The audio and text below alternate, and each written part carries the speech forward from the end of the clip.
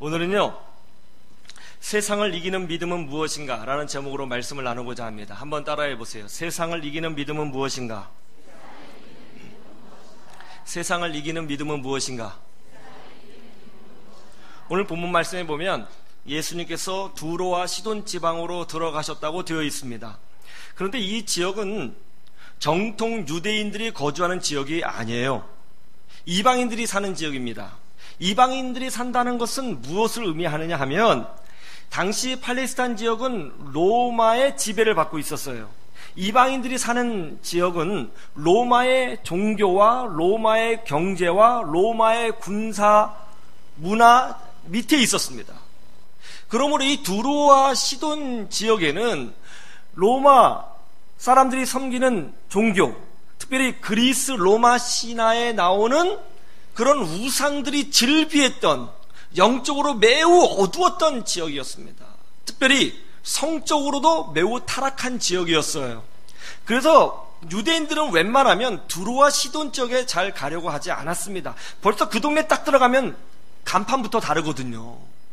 이질적으로 느껴지는 거죠. 그런데 뜻밖에도 예수님께서 그 두로와 시돈 지역에 들어가셨습니다.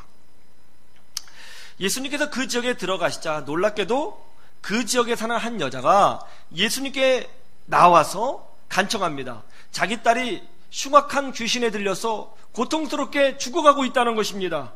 그러면서 이렇게 기도합니다. 주 다윗의 자손이여, 나를 불쌍히 여기소서. 이거 정말 놀라운 표현이에요. 왜 그렇죠? 주 다윗의 자손이여 라는 표현은 유대인들이 메시아를 기다릴 때 쓰는 표현이에요. 이 여자는 이방 여자입니다. 유대인이 아닙니다. 성경을 교육받은 사람이 아니에요. 율법을 모르는 여자예요. 그런데 어떻게 예수님이 다윗의 자손이라는 것을 알았을까? 어떻게 메시아를 기다릴 때 쓰는 그런 표현을 이 가나안 여인이 쓰고 있을까? 이 가나안 여인을 생각하면요, 궁금한 게 너무나 많아요. 특별히 자기 딸의 문제를 놓고 어떻게 예수님을 찾아올 생각을 했을까? 아니, 이 여자는 이방 여자라니까요. 정통 유대인이 아니에요. 성경에 대한 개념이 없는 여자예요. 어떻게 그런 여자가 예수님을 찾아올 생각을 했지? 어떻게 예수님께서 치유의 능력이 있다는 것을 알았을까?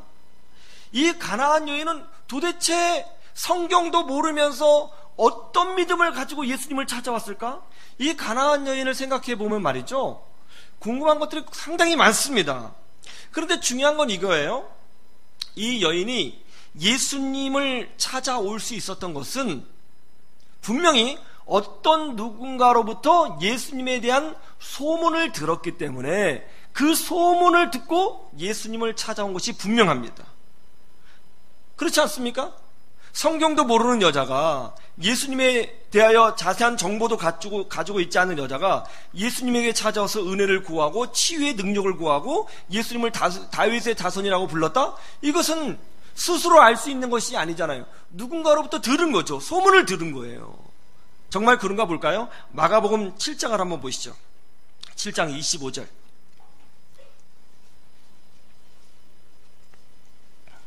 마가복음 7장 25절.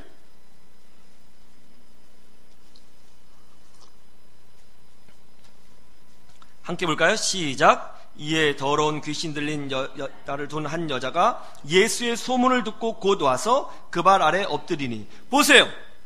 이 여인이 예수님을 찾아올 수 있게 되었던 이유가 뭐죠? 소문을 들었기 때문이에요. 이 소문 때문에 이 여자가 예수님을 찾아온 거예요. 여러분, 복음은 말이죠, 놀랍게도 성경을 보면 항상 소문을 통해서 전해진다는 것 여러분 알고 계세요? 누군가의 소문, 누군가의 간증, 누군가의 말 한마디를 통해서 그 사람이 예수님을 알게 되고 예수님을 찾아오고 치유를 경험하고 구원받는 기적을 체험하게 되었습니다. 어떤 교회가 살아있는 교회인가? 이 21세기 이 고도로 과학화된 이 시대 속에서 어떤 교회가 성령의 능력을 보여주는 교회인가? 어떤 교회가 좋은 교회인가? 소문내는 성도가 많은 교회가 예나 지금이나 여전히 좋은 교회입니다. 건강한 교회입니다. 어떤 교회에 방황하는 영혼들이 찾아오는가? 간증거리가 많은 교회, 예수님을 만난 경험이 많은 교회, 소문을 낼 수밖에 없는 교회, 예수님을 자랑하고 교회를 자랑할 수밖에 없는 그런 성도들, 그런 교인들이 모여있는 교회가요, 건강한 교회고요, 복된 교회예요. 저는 바라기를 여러분들이 예수님으로 말미암아 간증거리가 풍성하기를 주님의 이름으로 축원합니다. 놀라운 일이 벌어졌어요. 가나안 여인이 예수님을 찾아와서 자기 딸을 치유해달라고 눈물을 흘리며 간청하고 있습니다. 그런데 사랑의 주님이신 예수님께서 굳은 얼굴로 침묵하고 계십니다. 그러자 이 여인이 더욱 큰 소리로 주님께 간청합니다. 내 딸을 고쳐달라고. 얼마나 그 간청에 간절했는지, 애절했는지, 처절했는지 제자들이 예수님에게 이렇게 부탁했어요. 주님, 이 여인의 기도를 들어주십시오. 그리고 돌려보내시는 게 좋겠습니다. 지금도 소리를 지르고 있습니다. 그러자 예수님께서 아주 차갑게 이렇게 말씀하십니다. 나는 이스라엘 사람들에게로 보내심을 받았지 이방인들은 아니다. 아니, 예수님께서 왜 이렇게 말씀하셨을까요? 그것은 가나안 여인의 믿음을 시험하기 위해서 그렇게 말씀하신 겁니다. 하나님은 때때로 우리가 진정한 믿음을 갖고 있는지를 확인하기 위해서 침묵하실 때가 있습니다.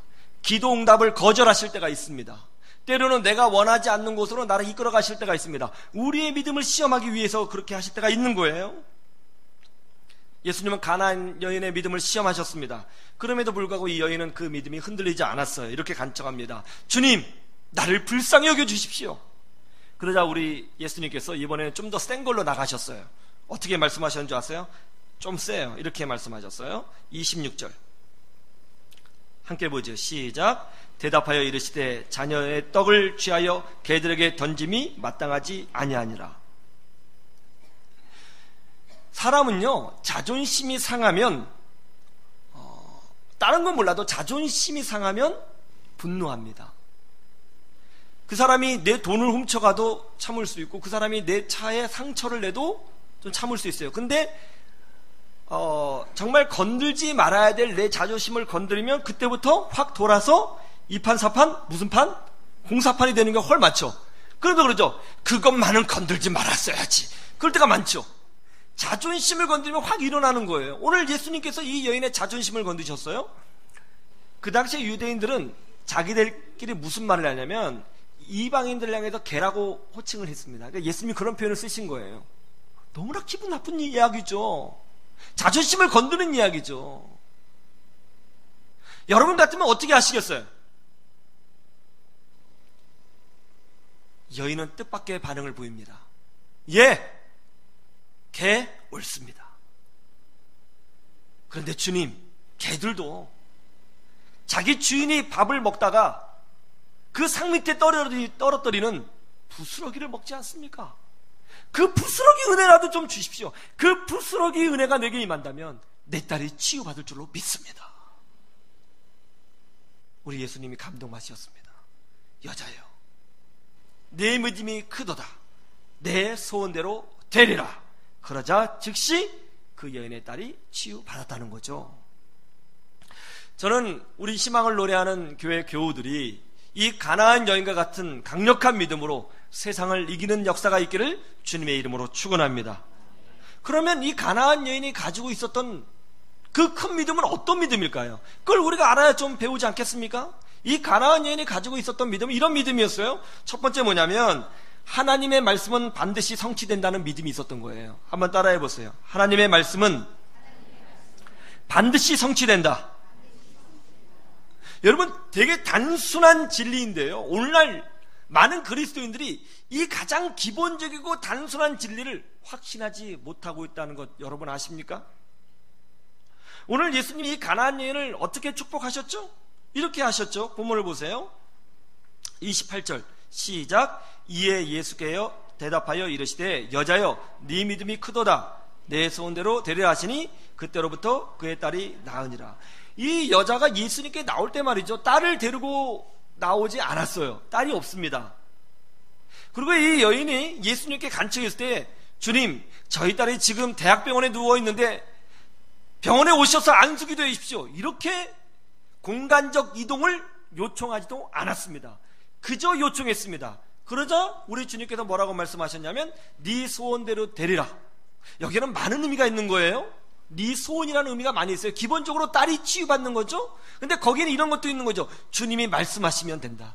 우리 예수님에게는 어떤 능력이 있다. 이분에게는 강력한 하나님의 능력이 있다. 이런 생각이 있었던 거죠. 그런 믿음이 있었던 거죠. 내 소원대로 되리라. 그러자 이 공간적 한계를 뛰어넘어 그 딸이 치유를 받았다는 것입니다. 예수님이 선포하시면 이루어지는 것입니다. 우리가 가지고 있어야 될, 그리스도인들이 가지고 있어야 될 가장 기본적인 신앙이 뭐냐면 바로 이거예요. 하나님이 선포하시면 되는 거예요. 이게 중요해요. 그래서 창세기의 첫 번째 장에 이걸 강조하고 있는 거예요. 한번 보세요. 창세기 1장 3절. 이게 성경의 기본이거든요. 1장 3절 보시죠. 창세기 1장 3절 같이 보죠. 시작. 예, 여기서 제일 중요한 단어가 뭔 것 같아요? 이르시되라는 단어가 제일 중요한 거예요. 빛이라는 단어는 후차적인 겁니다. 하나님이 이르셨어요. 주어가 하나님이에요. 그리고 하나님의 동작이 말씀하신 거예요. 하나님이 어떤 행동을 행하셨어요. 하나님이 말씀하셨어요. 그러니까 빛이 생겼다는 거예요. 하나님이 말씀하시면 되는 거예요. 이게 그리스도인들에게 요구되는 첫 번째 신앙인 거죠. 하나님이 온 세상을 창조하셨습니다. 가장 먼저 창조하신 것이 태양이 아니라 빛이었다고 말씀하십니다. 태양이 있기 전에 우주에 빛 에너지가 먼저 있었다는 것이죠. 참 놀라운 이야기입니다. 그런데 그 빛이 어떻게 생겨났다고 말씀하고 있어요? 주님이 이르시되 생겨났다는 거예요. 주님이 이르시되. 창세기 12장에 보면 하나님께서 아브라함을 부르시는 대목이 나오죠. 그런데 여기서 중요한 게 뭐냐면 하나님이 아브라함을 부르시는 그 사건도, 그 사실도 되게 중요하지만 더 중요한 게 뭐냐면 하나님께서 아브라함을 부르실 때에 어떤 말씀을 선포하셨느냐가 훨씬 더 중요해요. 왜 그렇죠? 그 하나님의 선포하신 그 말씀이 아브라함의 인생 가운데 반드시 성취가 되거든요. 그것을 성경이 증명하고 있는 것입니다. 하나님이 아브라함을 부르실 때 뭐라고 말씀하셨죠? 이렇게 말씀하셨죠? 내가 너로 큰 민족을 이루고 내게 복을 주어 내 이름을 창대하게 하리니 너는 복이 될지라. 너를 축복하는 자에게는 내가 복을 내리고 너를 저주하는 자에게는 내가 저주하리니 땅의 모든 족속이 너로 말미암아 복을 얻을 것이니라 하신지라. 이렇게 돼 있죠. 정말 이런 일이 벌어졌나요? 정말 놀라운 일이 벌어졌죠. 아브라함은 하나님께 부름을 받을 때 75세 노인이었어요. 자식이 한 명도 없었습니다. 그랬던 그 노인이, 그가 어떤 일이 벌어졌어요? 역사적으로 보면 이스라엘이라고 하는 나라의 조상이 되었습니다. 여러분, 이스라엘 사람들은, 유태인들은 이름을 지을 때 성이 없어요. 성이 없습니다. 우리는 정기영, 박기영, 조기영, 이기영, 저기영 많이 있잖아요. 많이 있는데 이스라엘 사람들은, 유대인들은 성이 없어요. 왜냐하면 아버지가 한 명이잖아요. 누구예요? 다 아시거든요. 아브라함이잖아요. 그러니까 성을 줄일 필요가 없죠. 이름만 지으면 되는 거죠. 요셉, 야곱, 벤자민, 뭐 성은 다 똑같은데 말이죠. 처음 하셨나봐요. 굉장히 눈을 크게 뜨시고 이게 그죠? 조상이 하나예요. 그 이스라엘 민족이 아브라함을 조상으로 두고 있습니다. 아브라함은 정말 큰 민족의 아버지가 되었죠. 그런데 더 중요한 건 뭐예요? 영적으로 보면 아브라함은 모든 예수 그리스도를 주로 고백하는 자의 믿음의 조상입니다. 영적인 의미에서 그는 큰 민족의 조상이 된 거죠. 하나님이 말씀하신 그대로 성취가 된 것입니다. 하나님이 말씀하시면 빛이 생깁니다. 하나님이 말씀하시면 자녀가 없던 75세의 노인이 축복의 통로가 되고 큰 민족의 조상이 되는 것입니다. 예수님이 가나안 여인에게 내 소원대로 되리라, 그렇게 말씀하시면 딸이 치유받는 것입니다. 놀랍지 않습니까? 그렇다면 이제 우리는 하나님께서 우리를 향하여 어떤 말씀을 선포하셨는지를 알아야 되는 것이죠. 그걸 알아야 우리가 믿음으로 그것을 붙잡고 그 말씀이 내 인생 가운데 경험되어지고 이루어지는 것을 우리가 체험하지 않겠습니까? 그런 체험이 있어야 믿음도 깊어지고, 그런 체험이 있어야 간증거리가 있는 거죠. 하나님 우리에게 뭐라고 말씀하셨어요? 마태복음 28장 20절에 이렇게 말씀하시죠. 볼지어다 내가 세상 끝날까지 너희와 항상 함께 있으리라 하시니라. 예, 예레미야 33장 3절에 이렇게 말씀하셨습니다. 너는 내게 부르짖으라. 내가 내게 응답하겠고 네가 알지 못하는 크고 비밀한 일을 내게 보이리라. 시편 50편 15절에 이렇게 말씀하셨습니다. 환난 날에 나를 부르라. 내가 너를 건지리니 네가 나를 영화롭게 하리라.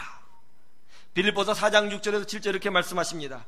아무것도 염려하지 말고 오직 모든 일에 기도와 간구로 너희 구할 것을 감사함으로 하나님께 아뢰라. 그러면 모든 지강에 뛰어난 하나님의 평강이 그리스도 예수 안에서 너희의 마음과 생각을 지키시리라. 이 말씀이 이루어질 줄로 믿습니까? 하나님이 말씀하셨어요. 그럼 우리는 그걸 붙잡는 거예요. 그게 능력이죠. 저는 이 말씀대로 여러분 삶이 그렇게 되기를 주님의 이름으로 축원합니다. 우리 교회 이택상 장로님 여기 안 계신데요. 우리 이택상 장로님 정말 믿음이 되게 순수하십니다. 외모는 절대 그렇지 않으신데 딱 이렇게 보면 아주 순수하시고 아주 정말 하나님이 기뻐하실 만한 분위기 딱 느껴져요. 우리 장로님이 이제 최근에 이제 사업하는 문제를 놓고 기도를 많이 하셨거든요. 그래서 이제 기도 중에 빨간 머리 피자점을 이제 오픈하게 되었습니다. 원래는 이제 분당에서 오픈을 하기로 했는데 문제는 그 상가 임대 주인과 뭔가 잘 맞지 않아서 이제 계약을 못 하게 됐대요. 이제 오픈 날짜는 정해져 있고 상가는 구하지 못하게 된 거죠. 다급하게 됐습니다. 그래서 급하게 이제 동탄에 상가를 이제 얻게 됐어요. 빈 상가를 얻게 된 거죠. 인테리어를 했습니다. 근데 시간이 너무나 촉박했어요. 급하게 인테리어를 하고 또 이제 이 오픈을 하기 전에는 홍보를 많이 해야 되는데 그럴 시간이 없었던 거죠. 모든 일이 잘 순조롭지 않았습니다. 상가를 얻는 문제부터 또 임대하는 문제, 또 인테리어 하는 문제, 홍보하는 문제 다 순조롭지 않았어요. 이제 밤에도 이제 공사를 했던 모양이에요. 그래서 밤에도 이제 불을 켜놓고 인테리어 공사를 막 하고 있었어요. 그런데 기적이 일어났습니다. 이제 홍보도 제대로 못하고 이제 오픈 날짜만 받아놓고 있었는데 한 TV 드라마가 이태상 장로님 그 새로 오픈한 거기서 드라마를 찍은 거예요, 밤에. 근데 사람들이 막 쫓아다니면서 이제 팬들이 막 연예인 사진을 찍고 그 동영상 찍으면서 이태상 장로님 그 가게가 불이 켜져 있어요. 그것도 같이 찍었어요. 그래서 SNS에 이렇게 공유가 된 거예요. 대박 난 줄로 믿으시기를 바랍니다. 오픈했는데요, 정말 많은 사람들이 왔다는 거예요. 감당하지 못할 정도로요. 정말 많은 사람이 왔대요. 장로님이 이제 금요일 날 저한테 이렇게 말씀하시더라고요. 목사님, 이 모든 과정이 제가 한 게 아닙니다. 제가 계획한 게 아닙니다. 근데 지금 가만히 생각해 보면 하나님이 절묘하게 인도하신 것 같습니다. 하나님이 함께 하시면 안 되는 것도 되는 것이고 하나님이 함께 하지 아니하시면 인간이 아무리 발부듯해도 안 된다는 것을 깨달았습니다. 하나님이 우리와 함께 하신다고 약속해 주신 줄로 믿습니다. 여러분, 무엇이 들어와요? 하나님의 말씀은 성취가 되는 거예요. 인간사에서 이런 일이 있고 저런 일이 있고 또 인간의 문제에 굴곡이 있지만 하나님이 우리에게 선포하신 말씀은 절대로 사라지거나 취소되거나 없어지지 않습니다. 하나님이 말씀하시면 빛이 생겨나는 것이고 하나님이 말씀하시면 75세 노인이 민족의 조상이 되는 것이고 하나님이 말씀하시면 귀신 들린 여인도 치유받게 되는 것이고 하나님이 말씀하시면 이 땅에서도 우리는 여전히 하나님과 동행하는 은혜를 누리게 되는 거죠. 이 믿음으로 승리하시기를 주님의 이름으로 축원합니다. 두 번째, 가나안 여인이 가지고 있었던 믿음은 이겁니다. 하나님의 말씀은 막을 자가 없다는 거죠. 한번 따라해 보세요. 하나님의 말씀은 막을 자가 없다.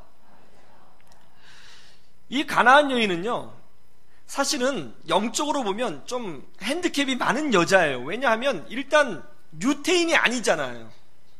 유태인이 아니라는 것은 성경을 모른다는 겁니다. 하나님 앞에 제사를 드린 적도 없고 예배를 드린 적도 없고 하나님 말씀으로 훈련받은 적도 없고 유대인들은 먹을 음식과 먹지 못할 음식을 가렸는데 그런 정결법 예식을 동참한 적도 없습니다. 또 바리새인들이 잘하는 금식기도와 11조와 또 여러 가지 신앙적 행위를 이 가나안 여인이 한 적이 없습니다. 민족적으로도 한계가 있는 여자이고 영적으로도 온전치 못한 여자입니다.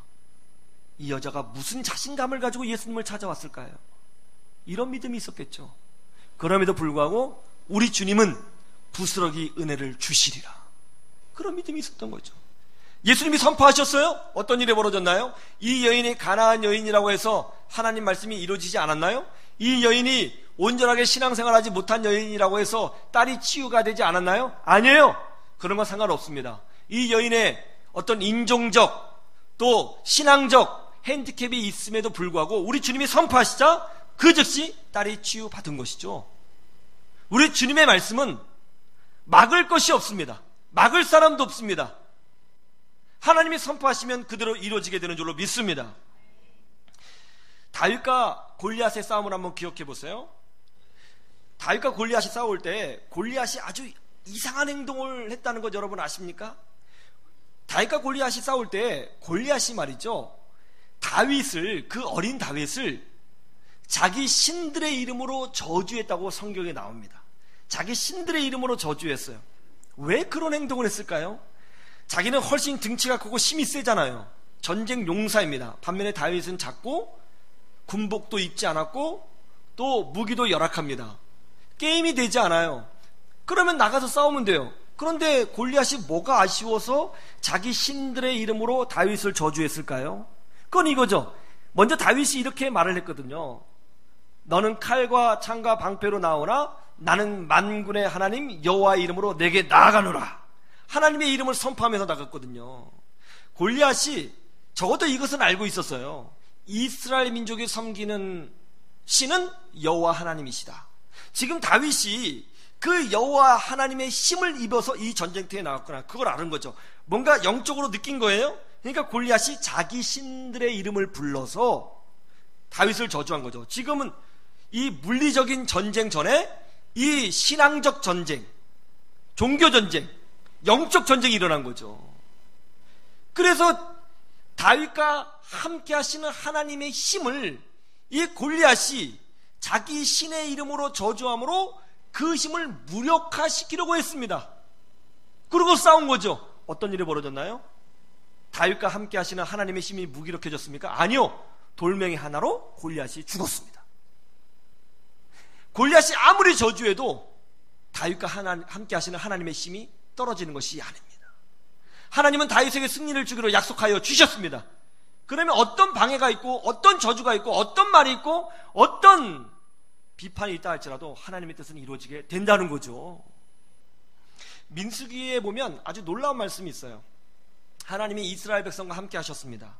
그리고 그들의 보호자가 되어 주셨습니다. 이 사실을 알고 있었던 모압 왕이 이스라엘 민족을 무너뜨리기 위해서 하나의 계략을 세웁니다. 그래서 그는 돈을 들고 발람이라고 하는 선지자를 찾아갑니다. 그리고 뇌물을 주면서 이스라엘을 저주해달라고 부탁합니다. 모압 왕은 발람을 이스라엘 백성이 다 보이는 산꼭대기에 데리고 올라갔습니다. 그러면서 간청합니다. 자, 이제 돈을 받았으니까 저 민족을 저주해 주십시오. 저주해 주십시오. 그랬어요. 그러니까 발람이 이제 돈을 받았잖아요. 이스라엘 민족을 막 저주하려고 그러는데 어떤 일이 벌어졌어요? 하나님이 그 입을 막으셨어요. 그리고 그 혀를 틀으셨습니다. 그래서 저주를 하는데 저주가 나오는 게 아니고 자기도 모르게 자꾸 축복이 나오는 거예요. 계속 축복이 나와요. 당황했죠. 여러분, 하나님은요, 세상 사람들이 우리를 저주하는 것을 용납하지 않습니다. 어떻게 됐나요? 하나님이 이스라엘 백성을 저주하려고 했던 모압 왕과 발람을 심판하셨습니다. 여러분, 세상이 우리를 향해서 나쁜 말을 하고 저주하고 안 된다고 말하고 부정적인 말을 합니다. 그런데 놀라운 게 뭔지 아세요? 그 사람들의 말은요, 아무런 능력이 없어요. 우리를 향한 하나님의 약속은 절대로 흔들리지 않습니다. 우리를 향하신 하나님의 축복의 말씀과 그 사랑의 은혜와 구원의 약속은 반드시 성취된다는 것을 믿으시기를 주님의 이름으로 축원합니다. 여러분, 비행기를 만든 사람이 누구예요? 라자로 시작되는데 라이트 형제죠. 이 비행기를 만든 사람의 라이트 형제라는 것은 대부분 다 알아요. 그런데 말이죠, 이 라이트 형제의 아버지가 목사님이었다는 것을 아는 사람은 그렇게 많지 않은 것 같습니다. 이 라이트 형제 중 형인 윌버는 고등학교를 졸업했고요. 동생은 오빌은 고등학교를 중퇴했다고 합니다. 그들은 자전거 가게를 운영했습니다. 그러나 비행기에 관심이 있어서 비행기를 연구했습니다. 학자도 아니었어요. 과학자도 아니었습니다. 명문대를 나온 것도 아니었고요. 연구소에 있는 사람도 아니었습니다. 그냥 자전거를 고치는 사람이었어요. 이 두 청년이 비행기를 만들고자 했어요. 그러자 동네 사람들이 비웃었죠. 야, 대학도 못 나온 네가, 아니 학자들도 못하고 과학자들도 못하는 거를 네가 어떻게 한다고 그래? 그런 거 할 수 없어. 때려쳐. 그렇게 그들의 비전을 방해하고 또 조롱하고 또 무시하고 그랬습니다. 그러나 라이트 형제의 아버지, 이 형제의 목사님인 그 아버지는 항상 아들들에게 이렇게 말을 했다고 그래요. 하나님께서 이 세상을 창조하셨는데 저 새를 보아라. 저 새가 나는 것은 어떤 원리가 있기 때문이 아니겠느냐. 하나님이 주신 그 원리가 무엇인지를 깨달아라. 하나님 너에게 지혜를 주실 것이다. 낙심하지 말아라. 하나님이 너희와 함께하여 주시리라. 늘 그렇게 격려를 해줬다고 그래요. 그 당시 학자들은 이 비행기를 만들기 위해서 동력에 집중했다고 그럽니다. 어떤 기계적인 힘, 여기에 집중을 했어요. 근데 라이트 형제는요, 자연에 가서 새를 바라봤답니다. 새가 어떻게 나는지 항상 새를 보고 하나님을 찬송하고 저 새를 창조하신 하나님에게 지혜를 달라고 간구했다고 그러죠. 그 새가 나는 모습을 정말 많이 봤다는 거예요. 그래서 우리가 가끔 그 비행기를 타다 보면 비행기 날개 끝에 이렇게 막 올라가고 내려가고 해서 막 방향을 조절하고 올라가고 내려가고 그거 있죠. 그게 라이트 형제가 새를 보면서 발견한 거라고 그래요. 지금도 그 방식을 그대로 쓰고 있다고 합니다. 라이트 형제가 비행기를 만들었다고 하자 언론이 라이트 형제를 무시했습니다. 그리고 조롱했습니다. 허무맹랑한 일이라고 했습니다. 라이트 형제가 우리 정말 비행기 만들었다고 보라고 그랬는데 아무도 보지 않았어요. 그리고 오히려 그들은 과학자들과 유명한 사람들에게 집중했습니다. 그러나 그들은 무시를 받았지만 내가 너희와 함께 하리라고 하는 하나님의 말씀을 붙들고 믿고 연구하고 전진했습니다.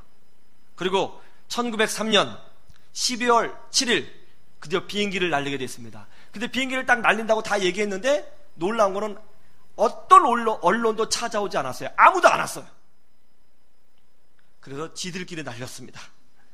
그래서 비행기를 날렸는데 59초 동안 259m를 날았다고 그래요. 근데 라이트 형제가 그렇게 말을 했대요. 야, 오늘 아무도 안 와서 정말 다행이다. 우리의 기술이 발각되면 어떻게 할 뻔했어?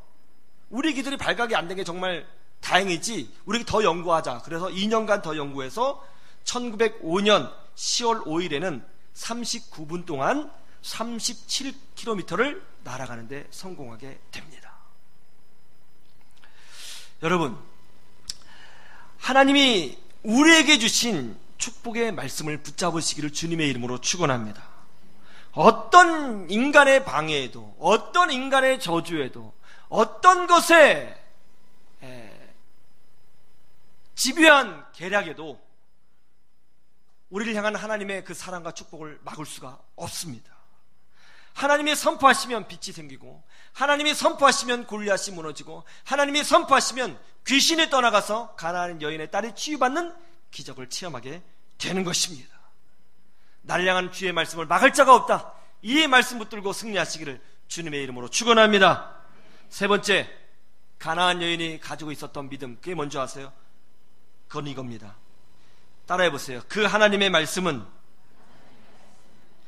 지금 우리에게 여전히 능력으로 역사하고 있다. 하나님 말씀의 현재성입니다. 이 세 가지 믿음으로 세상을 이기시는 여러분 모두가 되기를 주님의 이름으로 축원합니다.